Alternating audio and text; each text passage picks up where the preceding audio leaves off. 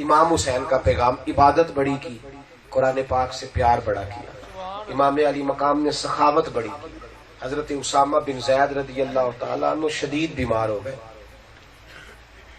80 दिनार का कर्जा था। मेरी बातों की समझ आ रही है आप हजरात को? 2-3 बातें और करूं कि बस कर दूं? मैं दूर से आया हूं, लेकिन आप पर सवार रहने का मेरा कोई इरादा नहीं कि मैं अब कहूं कि मेरा 6 घंटे का सफर है तो मैंने 4.5 घंटे तकरीर भी करनी है, ये कोई मतलब नहीं। मेरी राय ये है कि बात 10 मिनट में भी मुकम्मल हो सकती है।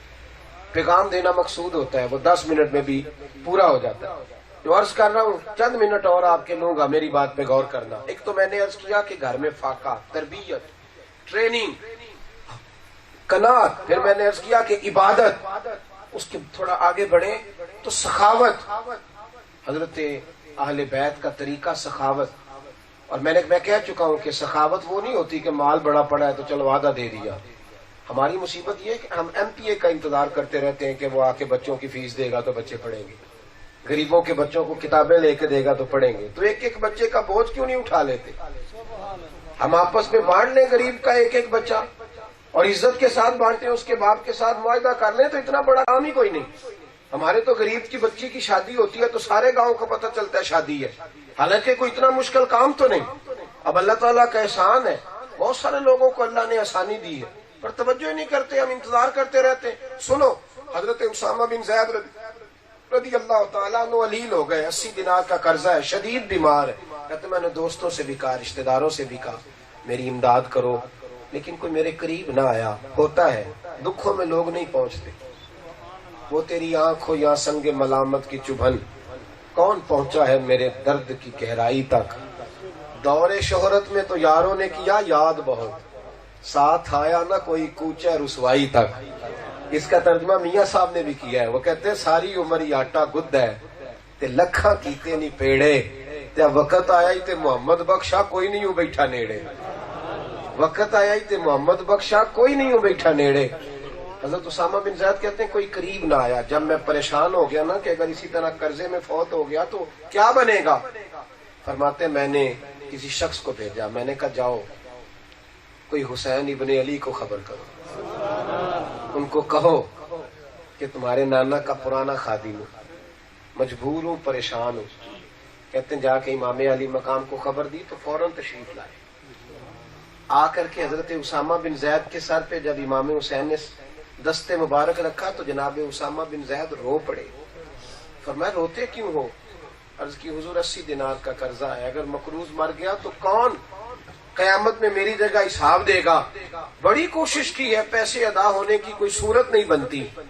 इमाम हुसैन खुद घर गए, तो जो है मेरी बात पर, खादिम को नहीं भेजा, बेटे के हाथ नहीं भेजा, खुद गए। 80 दिनार चादर के नीचे छुपा के लाए। पर्दा पोशी जरूरी है, यहाँ लोग गरीबों की मदद करते पर उनकी इज्जत भी उछाल देते। खुद आए और पैसे निकाल के जनाब उसामा बिन ज़ैद को थमाए और जुमले बड़े हसीन अदा किए। पाक माँ का पाक बेटा, इज्जत वाले बाप का इज्जत वाला बेटा, वकार वाले भाई का वकार वाला भाई। किस अंदाज में गुफ्तगू की। कहने लगे उसामा ये रात ही मेरे पास 80 दिनार आए थे, मैं सोच रहा था मुझे तो जरूरत नहीं, अल्लाह ने किसका नसीबा भेज दिया है। अब समझ आई है कि अल्लाह ने तेरे लिए भेजे थे, बस हुसैन की ड्यूटी लगाई कि जा करके दे आओ। इस अंदाज भाई, वो करबला वाली सुन्नत तो जब टाइम आएगा तब अदा करेंगे, अभी ये वाली तो शुरू करो ना, इमाम हुसैन की सुन्नत। अब इन पर तो अमल करो ना, ये वाले काम जो हमारे लिए काबिल अमल है इधर तो तवज्जो करो। और फिर पर्दा पोशी बड़ी थी। इमाम हसन ने ना अपनी एक बीवी को तलाक देने का इरादा किया। हमारे यहाँ अच्छी अच्छी बातें नहीं बयान होती, आप नाराज ना होना। नुक्स नकायस ढूंढ ढूंढ के कहते पीर साहब हैं तो अच्छे, हैं तो प्यारे, उन्होंने खांसा है 2 दफा, खांसते ना फिर बड़े अच्छे थे। वो खुदा के बंदे बस कर दे, बंदे में कोई खामी भी तो रह ही जाती है ना। लेकिन हमारा नक्श निकालने का माज़अल्लाह अच्छा अंदाज नहीं। महफल का सारा इंतजाम ही अच्छा था जी, बस 2 पानी के कूलर भी रख देते तो क्या ही बात, ते 2 कूलर तू ले उन्हें सन्ना, ये थोड़ा तू कर देता। हमारा मिजाज बड़ा जी, नुक्स ढूंढ के लाएंगे और नुक्स बयान करेंगे। امام حسن اپنی بیوی کو طلاق دینا چاہتے تھے. توجہ ہے میری بات پر؟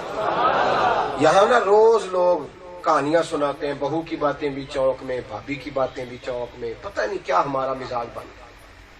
ذاتی اختلافات لوگ آ کے ڈسکس کرتے ہیں، اور اللہ تعالیٰ معاف کرے یہ الیکشن کے دن آتے ہیں تو چوکوں میں بہو بیٹیوں کی باتیں ہونے لگتی ہیں. یہ وہ قومیں کام کرتی ہیں جو اخلاق سے گری ہوئی ہوتی ہیں. گھر کے اندر کی باتیں کرنا یہ مہذب لوگوں کے طریقے نہیں ہوتے. کسی کی ذات پر، میں اکثر کہتا ہوں کہ ابو جہل نے حضور کی ذات پر بڑے حملے کیے، جادوگر بھی کہا، ساحر بھی کہا، معاذ اللہ مجنون بھی کہا. ابو جہل میں بڑی کمیاں پائی جاتی تھی، شرابی بھی تھا، ڈاکو بھی تھا، ظالم بھی تھا، پر نبی پاک نے کبھی نہیں بیان کیا. اس لیے کہ نیچے اتر کے بات کرنا یہ بڑوں لوگوں کا رویہ نہیں ہوتا، ذاتیات پر بات کرنا. امام حسن اپنی ایک زوجہ کو طلاق دینا چاہتے تھے. امام حسین تک بات گئی. میری بات کو سننا، ادھر دیکھو نوجوانوں. تو امام حسین نے جا کے امام حسن سے کہا کہ آپ اپنی بیوی کو طلاق دینے لگے، خیریت تو ہے؟ تو امام حسن فرمانے لگے حسین تو نے قرآن شریف نہیں پڑھا؟ پڑھا ہے. فرمانے لگے اللہ کہتا ہے ہن لباس لکم وانتم لباس لہن، وہ تمہارا لباس ہے تم ان کا لباس ہو. لباس ایک دوسرے کو چھپاتا ہے. فرمایا حسین میری بیوی میں جو بھی کمی ہوگی میں اس کا لباس ہوں، وہ میرا لباس ہے، میں اس کی کمی تمہیں کیوں بتاؤں؟ میں نہیں بتاتا، اپنی بیوی کی کمیاں تیرے سامنے بیان کروں. امام حسین تشریف لے گئے. کچھ دنوں کے بعد طلاق ہو گئی. امام حسین پھر آئے، کہا بھائی جان اب تو بتا دیں کیا مسئلہ تھا.